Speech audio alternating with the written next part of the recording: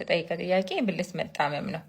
የብልት መጣመም ጀነራሊ በሁለት መክፈል እንችላለን። ከልጅነት ጀምሮ ያላችሁ መጣመም ይኖራል። በቤተሰብ የመጣ ሊሆን ይችላል። አንዳንዱ ደግሞ ከጊዜ በኋላ የመጣ መጣመም ሊሆን ይችላል። የሚያሳስበን በተለይ ከጊዜ በኋላ የመጣው መጣመም በሚሆንበት ጊዜ ነው። ከልጅነት ጀምሮ ያለው ብዙ ጊዜ ለግንኙነት አስቸጋሪ አይሆንባችሁ አለስ የመጣመም ዲግሪው በጣም ከፍ ብሎ 30 ዲግሪ እና ከዛ በላይ ሆኖ ፔኔትሬሽን ካስቸገራችሁ ዲውሪንግ ኢንተርኮርስ ያለውን ሂደት ካከበደባችሁ ማስተካከል ይቻላል። ከጊዜ በኋላ የመጣው መጣመም ግን ምክንያቱ መታወቅ አለበት እና በሚጣመምበት ጊዜ የብልት ቆዳን ስለሚጎትተው ህመም ሊኖረው ይችላል። የደም ስሮቹ ላይ ጫና ሊያመጣ ይችላል። በመጣመሙ ምክንያት የብልት ጥንካሬ ወይም ዝግጁነት ሊቀንስባችሁ ይችላል እና እነዚህም ምክንያት ያመጣውን ነገር አይተን የህክምና አማራጮች አሉት። ኮመኑ እንግዲህ ፔሮኒዝም የምንለው ነው። የጡንቻዎች ላይ የሚደርስ ጠባሳ ወይም ጉዳት ነው። እሱ አንደኛ የሚፈጠርበት ምክንያት ብልት ጡንቻዎች ላይ የሚደርሱ ማይክሮ ትራውማዎች አሉ። ሴት ልጅ ራሷ ፈልጋ እንድትመጣ የሚያደርጉ ነገሮች። አሁን እነዚህ ነገሮች ካሉ ሴት ልጅ የኔ በሆነ እንድትልና ራሷ ፈልጋ እንድትመጣ የሚያደርጉ ነገሮች ናቸው። የመጨረሻው ደግሞ በጣም ወሳኝ ያልኩት ነው። ከዛ በፊት ልጅ ራሷ ፈልጋ እንድትመጣ ወደሚያደርጉት ነገሮች ስንመለስ አንደኛው ጠንካራ ሰራተኛ ስትሆን፣ አላማ ሲኖር፣ አላማህን ለማሳካት የምትደክም የምትሮጥ አይነት ሰው ስትሆን ይሄ የኔ በሆነ የሚያስብልና ራሷ ፈልጋ እንድትመጣ የሚያደርጋት የሚጠራት ትልቅ ኳሊቲ ነው። ሁለተኛ በራስ መተማመን ሲኖር፣ ራስህን ስታውቅ፣ ራስህን ስታከብር፣ ራስህን ስትወድ ሻይን ነው የምታደርገው። ከሩቅ አይታ ወይኔ ይሄ ልጅ የኔ በሆነ ብላ እንድትመጣ የሚያደርግ ሌላኛው ኳሊቲ ነው። ሶስተኛ መልካም ባህሪ ሲኖር፣ ጥሩ ስነ ምግባር ሲኖር፣ ከሌሎች ሰዎች ጋር የምትግባባ ሰላማዊ ሰው ከሆንክ ይሄም ራሷ ፈልጋ እንድትመጣ የሚያደርጋት ነገር ነው። በመጨረሻም እና ደግሞ በጣም በዋናነት ፈጣሪውን የሚፈራና ከፈጣሪው ጋር ጠበቅ ያለ ግንኙነት ያለው በፈጣሪው የሚያምን አይነት ሰው ከሆንክ ይሄ ራሷ ፈልጋ አንተ ጋር እንድትመጣ የሚያደርጋት የሚጠራት ትልቅ ኳሊቲ ነው። እናንተ በየትኞቹ ሀሳቦች ተስማማላችሁ? እስኪ ኮሜንት ላይ ጻፉልኝ። ቀረ የምትሉትን ጨምሩበት። አመሰግናለሁ። ቻው። በእምነት አንገናኝም። እኔ ክርስቲያን፣ እሱ ሙስሊም ነው። እሱ እኔን የሚያፈቅርበት ልክ ለእኔ ያለው ፍቅር ግን እንኳን እምነትህን ቀይር ህይወትህን ለእኔ ስትል ስጥ ብለው እንደሚያደርገው ምንም ጥርጥር የለኝም። ሴት ነኝ። የእውነት ስፈቀር አውቃለሁ። የእውነት ስወደድ ይገባኛል። ነገር ግን መወደድን መጠቀሚያ ማድረግ ወይስ የእውነት መልካም ለሆነላችሁ የእውነት ለሚያፈቅራችሁና ለሚወዳችሁ ሰው እሱ የሚወደውን እሱ የሆነውን ነገር ሆኖ ለመካስ መጣር? ባሌ የጥሩዎች ጥሩ የመልካሞች መልካም ነው።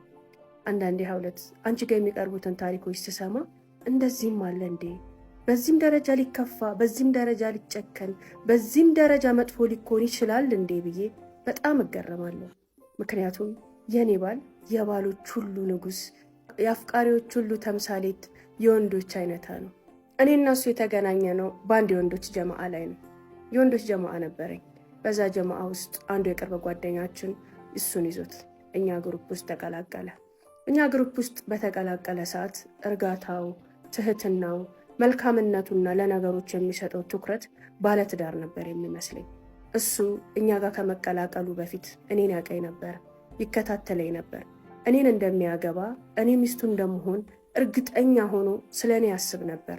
ከኔ ጋር ግን የተዋወቅነው እዛ ግሩፕ ውስጥ ከመጣ በኋላ ነው።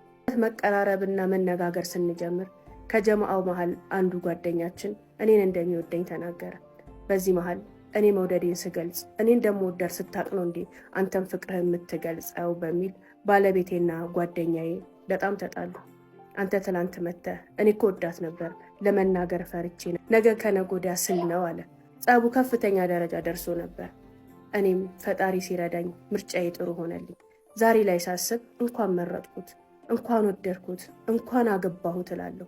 ከዛ ሁሉ ጥንቅጥ ወጥቼ እሱን ወድጄ እሱን አፍቅሬ አገባሁት። ባሌ ከምነግርሽ በላይ ከምገልጽልሽ በላይ በጣም መልካም ሰው ነው። እናት ነው።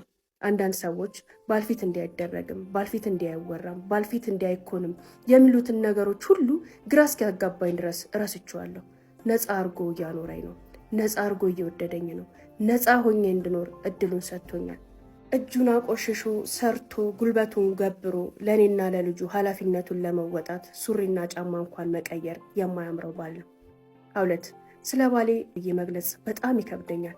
አንዱን ነገር ብገልጽልሽ ግን አራሶኜ ያረሰኝ እንደ እናት ሆኖ ከጎኔ የቆመው እሱን ነው። ኦፕሬሽን ኢንፌክሽን አድርጎ ቁጭ ብዬ መሽናት ቀጥ ብዬ መሄድ በማልችልበት ሰዓት ደሜን እያጠበ ሰውነቴን እያጠበ ማንም ሰው ከጎኔ በሌለበት ሰዓት ምግቤን እያበሰለ ያረሰኝ ባሌ ነው።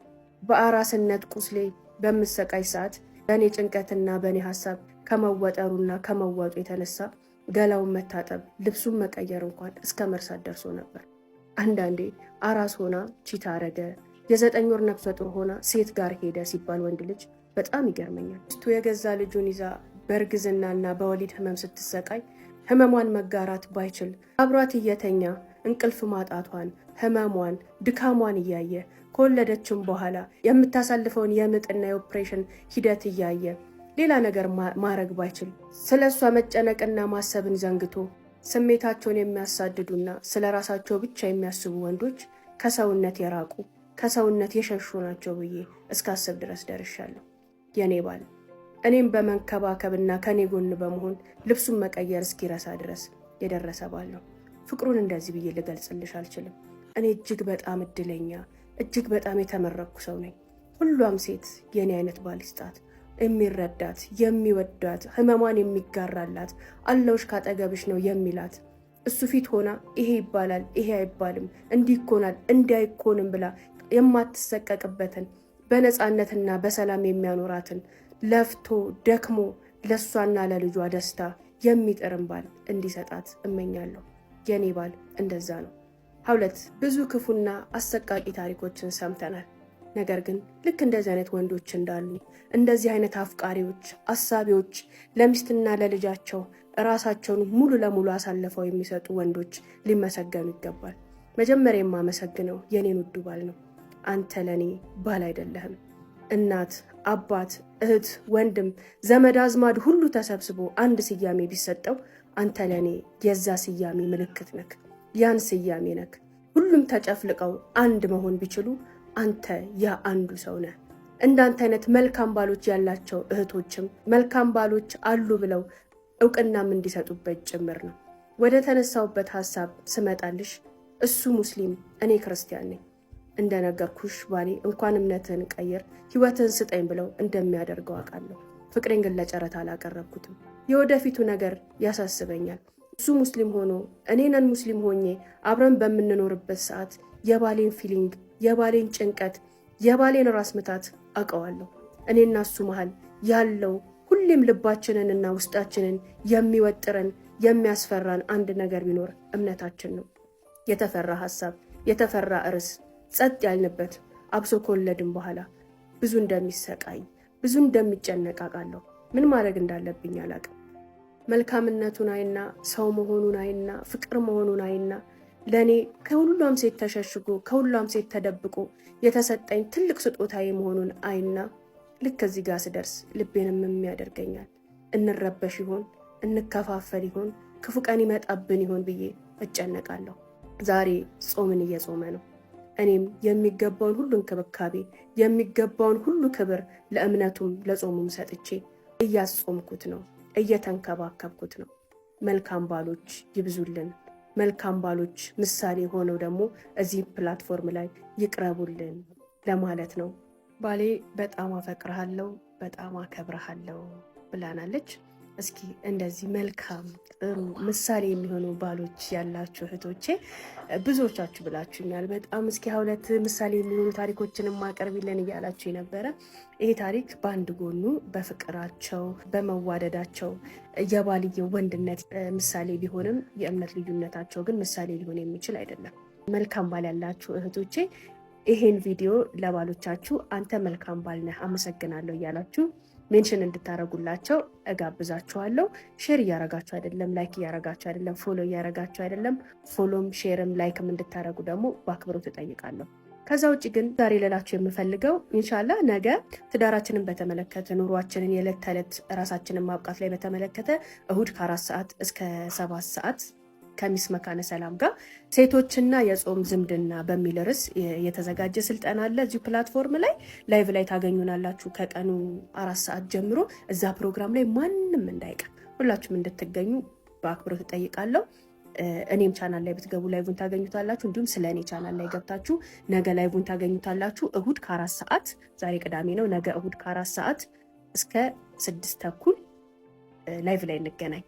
ሴቶችና የጾም ዝምድና በሚል ርዕስ ጥሩ ስልጠናን ከሚስ መካነ ሰላም ታገኛላችሁ። አብራችሁ ስለሆናችሁ በጣም አመሰግናለሁ። ፎሎ፣ ላይክ፣ ሼር አይረሳ። አባያ፣ ቦርሳ፣ ጫማ፣ ድሪያዎችን የምትፈልጉ ደግሞ ቤተል ኤጄ ሞል 1ኛ ፎቅ ሀውለት ጋር በሉና ሀውለት ጋር ሳታዩ እንዳትገዙ። ሴል የወጡ እቃዎች ስላሉ ኑና ጎብኙን። ቴንክ ሶ ማች